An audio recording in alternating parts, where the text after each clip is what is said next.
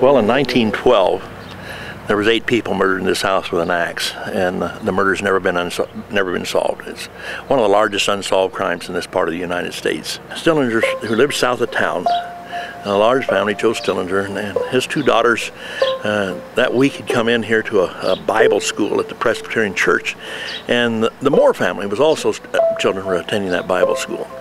The Stillinger girls had decided they wanted to stay in town with the Moore family, and Joe Moore called out to the Stillinger farm and talked to Edith, I think it was, one of the older sisters, and asked her if it'd be all right if Lena and Ina stayed all night with them.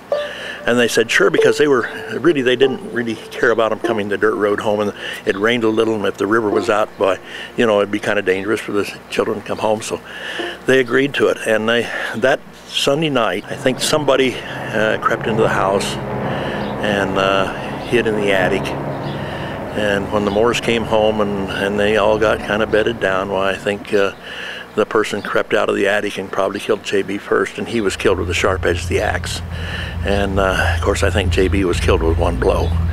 And Sarah woke up and hollered, "Lord, no, please no," because Mrs. Landis to the south said she was awakened by that call. And anyway, I think they probably took the blunt side and hit her, maybe thinking just to quiet her or something. But I think either the killer went into a frenzy or what, I'm not sure. But it was a very gruesome crime.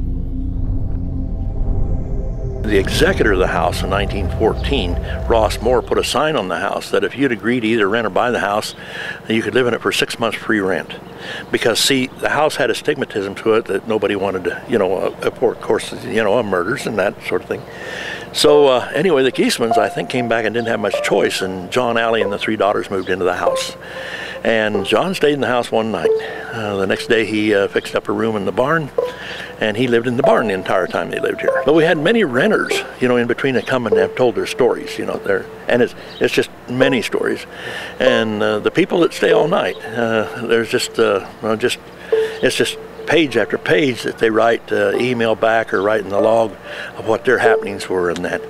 And I think that's been the big selling attraction of the house, is because somebody comes and stays and something happens to them there, and they put it out on the internet.